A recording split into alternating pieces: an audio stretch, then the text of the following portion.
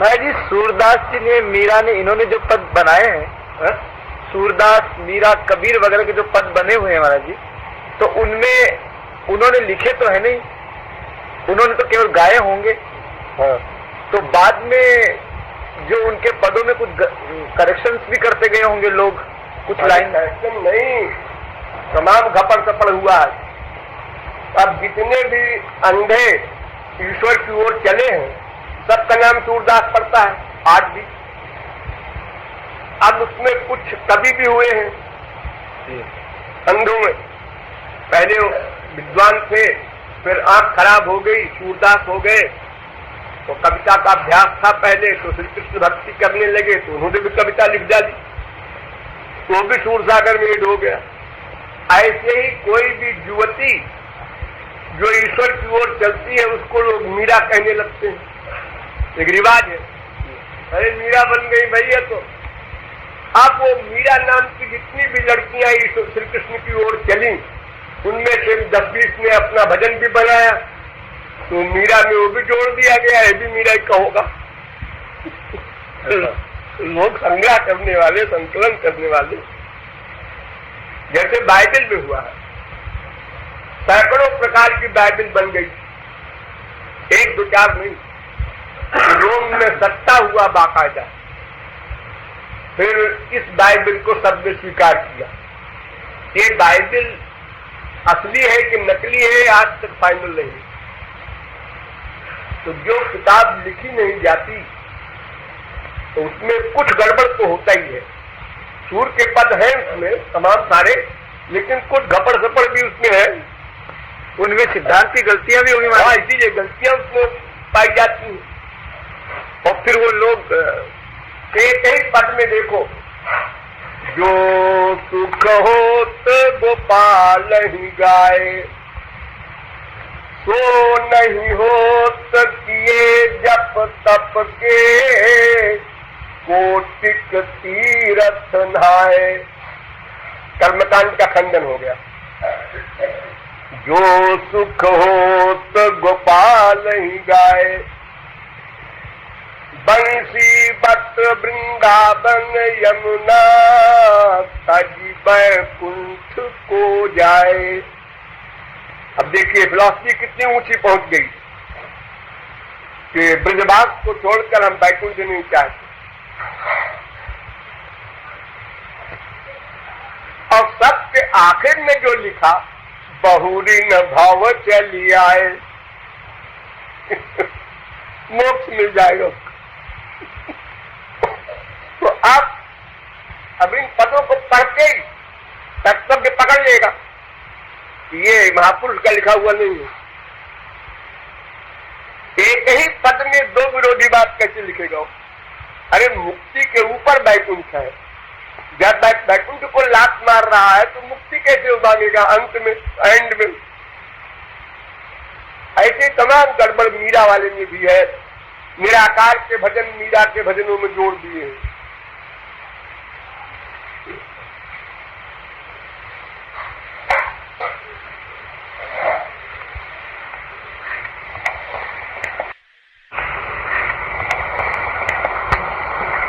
कौन सोचता है, कौन समझता है? अजी कबीर जी निराकारवादी थे। हाँ, कबीर, हाँ, निराकार साकार दोनों। जैसे नानक दोनों को मानते थे, लेकिन प्रचार निराकार का अधिक हुआ बाद में। वैराग्य का विशेष जोर दिया कबीरदास ने। साकार की लीलाओं का वर्णन नहीं किया, लेकिन साकार भक्ति का वर्णन किया।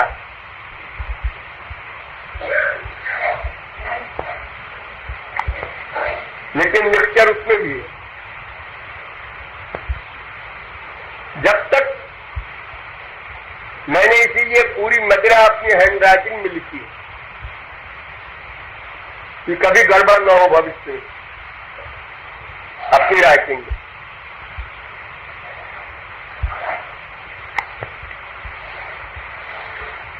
कुछ पंडित लोग, पुरोहित लोग जोड़ देते हैं उसमें बीच में ले जाकर,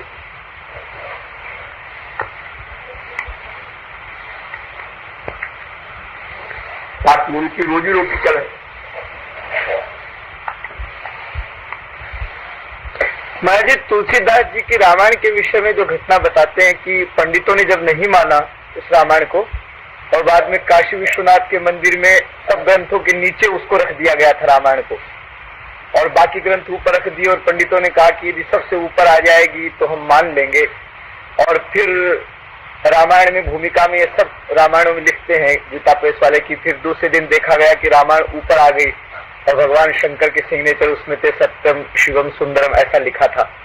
ये घटना पंडितों की बनाई हुई है महाराज जी की, फैक्ट भी ऐसा था बनाई। अरे कॉमन सेंस से सोचो कि पंडितों के कहने से भगवान शंकर आके लिखेंगे। अगर कोई महापुरुष हो और वो कहे कि हाँ ऐसा हो जाए, तो भगवान शंकर क्या, भगवान कृष्ण क्या, भगवान राम क्या, जिसको चाहे बुला ले आ जाए, चाहे लिख दो, चाहे मुंह से बोल दो, चाहे कुछ कर दो। लेकिन जैसे साधारण मायाबद्ध जीव चैलेंज करे तो कैसे हो सकता है? किस प्रकार शंकर जी कैसे आ सकते, क्यों आएंगे? आप रामायण रख दीजिए, उसके ऊपर 10-20 किताब रख दीजिए और बैठ जाइए 200, 500, 2000, 5000, 2 लाख, 5 लाख आदमी, और सब लोग बोले मैं तब मानूंगा जब ऊपर आ जाए, तो भगवान शंकर आ जाएंगे? क्यों आ जाएंगे वो? इनको बुलाने की शक्ति किसमें है?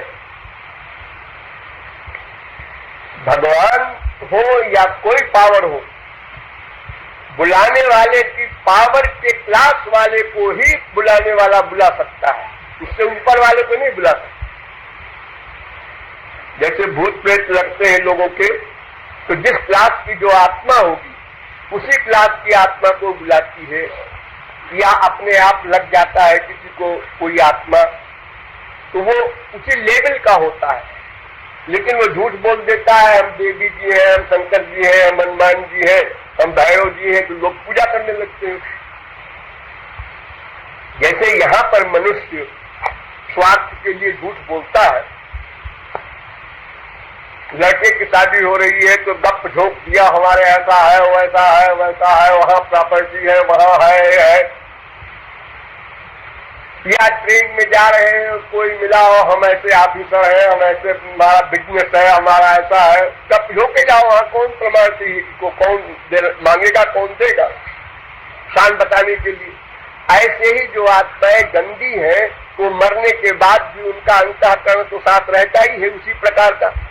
तो जब किसी पर हावी होती है तो लोगों को ठगने के लिए हमको गांजा पिलाओ, शराब पिलाओ, वरना हम तुम्हारा ये कर देंगे, वो कर देंगे, हम देवी जी हैं, हम भैरव जी हैं, ऐसे झूठ बोलते हैं। लेकिन फिलॉसफी ये है कि जिसकी आत्मा की पावर जिस लेवल की होगी, उसी लेवल की आत्मा उस पर आ सकती है।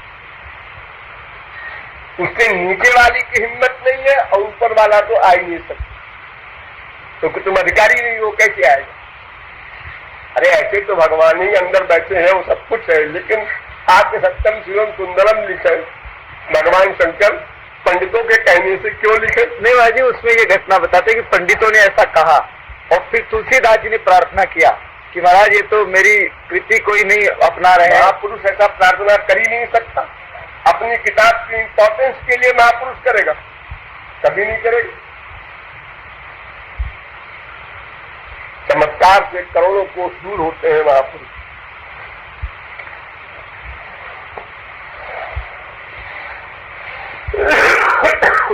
करोड़ों वर्ष बाद तक रामायण को कोई नहीं मानता था। एक तो कल्याण वाले, गीता प्रेस वाले और कुछ ऐसे लोगों ने, महात्मा लोगों ने कुछ प्रचार शुरू किया तो रामायण हुआ। हमारे लड़कपन में बहुत कम था। अभी तो बहुत प्रचार हो गया हमारे। अरे अब तो रोटी खाते हैं उसी की, इसलिए प्रचार हो गया ना। वेद शास्त्र का अध्ययन कौन करे? चलो रामायण पढ़ लो, 10-20 किताबें उसकी बनी हुई हैं, बड़ी बड़ी टीकाएं जी बना दी है लोगों ने, अनेक अर्थ कर दिए हैं मन को लुभाने वाले गंवारपने के।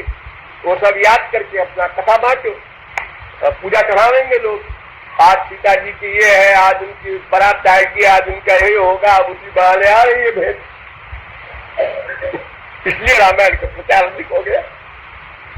अब भागवत के विद्वान बहुत कम है, और जो है थोड़े बहुत वो भी अपना वही कर रहे हैं। भागवत से एक सप्ताह में भागवत, एक अध्याय का ज्ञान तो है नहीं उनको, पूरी भागवत 18,000 श्लोक एक हफ्ते में सुनने वाला ऊँग रहा। जब कुछ समझ में नहीं आएगा तो कोई आदमी 8 घंटे कैसे बैठेगा। वो संस्कृत का पाठ करते हैं और शाम को 1-2 घंटे ध्रुव, प्रहलाद और अम्बरीश की थोड़ी सी 4 कथाएं जो रोचक है वो बोल देते हैं हिंदी में, हो गई भागवत। अब कोई क्योंकि तुम लोग फिलॉसफी बोलते हो, तो इतना सरल करके मैंने पढ़ाया है, तब भी आम लोगों को इतनी प्रिय नहीं लगती जितनी प्रिय की वो कहानी किस्से वाली रामायण लगती है।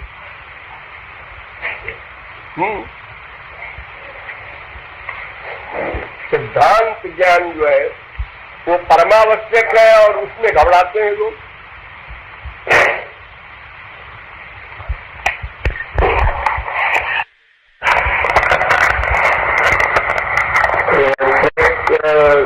में जो सस्ती किताबें और शास्त्रीय किताबें, कल्याण नहीं जी, कल्याण तो अखबार है, उसमें तो अंडबंड तमाम लोगों के लेख निकलते हैं। लेकिन जैसे सब पुराण इन्होंने निकाले, गीता निकाली, भागवत निकाले, तमाम ग्रंथ निकाले इस प्रकार के जी, अपने उसमें तो लोगों को पढ़ करके कुछ तो लाभ हुआ ही होगा, थोड़ी नथिंग से समथिंग अच्छा है, इतना हुआ। अब तत्व ज्ञान वगैरह तो हो नहीं सकता। संस्कृत का विद्वाने पढ़े किताब तो क्या कर लेगा वो। तत्व ज्ञान तो महापुरुष से होता है, वो बात अलग है। लेकिन फिर भी अपना घर बैठे एक आदमी हिंदी की भागवत उसके पास आ गई कल्याण से, तो अपना श्री कृष्ण लीलाएं पढ़ रहा है, अपना एक आदत उसका हुई गया और किताबें सस्ती हुई बहुत, तो घर घर में किताबें हो गई। अब घर में किताब है, आज नहीं कल सद्बुद्धि हुई, भगवान की ओर मुड़ा तो थोड़ा बहुत उसमें प्रवृत्ति होगी, फिर आगे चलेगा तो कोई महापुरुष मिलेगा तो भूमिका के लिए तो ठीक ही है। तो महाराज जी ये जो कार्य हुआ उनके द्वारा, तो ये भगवत प्रेरणा से ही माना जाएगा, इतने विशाल स्तर पर जो हुआ पूरे भारत में भी विदेश में भी। नहीं, प्रेरणा होना से मतलब इसमें नहीं है। प्रेरणा शब्द का प्रयोग तो केवल महापुरुष के लिए होता है और संसार में मायाबद्ध के लिए नहीं होता, किसी पंडित के लिए नहीं होता। वैसे तो यन मनसा न मरुते ये नाहुर मनोमतम प्रेरक ब्रह्म कहलाता ही है, लेकिन प्रेरणा स्पेशली जो किसी को दी जाती है भगवान के द्वारा तो केवल महापुरुष, साधारण जीवों को प्रेरणा भगवान नहीं देता। उसकी सद्बुद्धि देती है, वो समझता है इससे लाभ होगा। अब तुमको एक बात बता, मैं देखो कल्याण में एक बार ये निकला कि जो रामायण का 108 पाठ कर ले उसको राम के दर्शन हो जाएंगे। और तमाम लोगों ने 108 बार पाठ किया। अभी 108 दिन में हो जाएगा 108 पाठ। दोबारा भी किया कुछ लोगों ने, और उसमें से 10-20 हमारे पास भी आए। बहुत पुरानी बात है। उन्होंने कहा महाराज जी ऐसा हमने पढ़ा, राम दर्शन हुआ नहीं, हमको कोई परिवर्तन भी नहीं हुआ खास। तो हमने कहा है रामायण में कहाँ लिखा है कि 108 और 1008 बार अक्षरों को पढ़ लो। रामायण में तो लिखा है मिले न रघुपति बिन अनुरागा, कि ये योग बड़े बड़े ज्ञानी योगी को भी अनुराग के बिना राम नहीं मिलेंगे। तो तुमको ये किसने बताया, कहाँ पढ़ा? तो कहे वो हनुमान पोद्दार ने कल्याण में निकाला है। तो हमने कहा हनुमान प्रसाद पोद्दार एक पंडित है और कल्याण एक अखबार है, पत्रिका है, वो शास्त्र वेद नहीं है। तो तुम उन्हीं से पूछो कि क्यों जी आपने ऐसा निकाला, हमने तो पाठ किया, हमको राम के दर्शन हुए नहीं। देख लो क्या जवाब आता है। तो उनका जवाब आया उसके पास वो जवाब लेके भी मेरे पास आया कि चलो भाई इसी बहाने तुमने 108 बार रामायण तो पढ़ा। तो हमने कहा अब तुम फिर लिखो उनको कि हमारी रामायण के प्रति जो श्रद्धा पहले थी, ये तुम्हारे कहने से हमने ये लिखने से जो 108 बार पाठ किया और कुछ फायदा नहीं हुआ तो हमारी अश्रद्धा हो गई, इसका जिम्मेदार कौन है? ऐसा लिखो। फिर जवाब नहीं आया।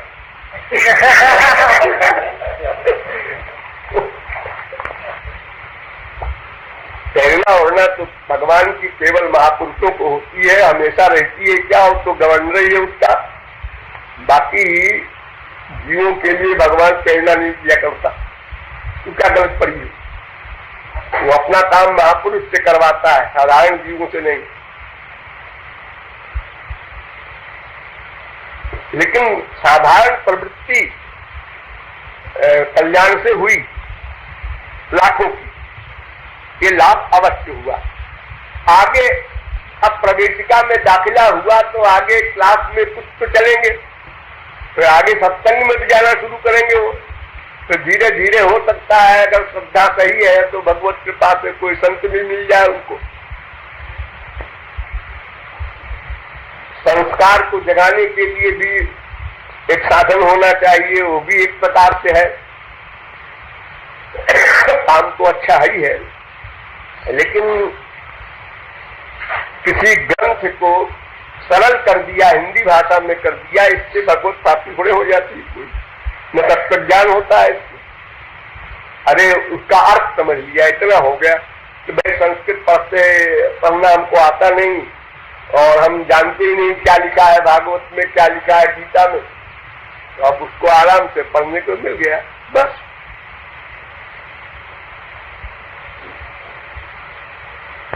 थोड़ा लाभ सबको होता है, बहुतों को होता है, संसारी जीवों को, और उसका फिर रिएक्शन भविष्य में कुछ लोगों को पड़ता है तो फिर आगे बढ़ते हैं। और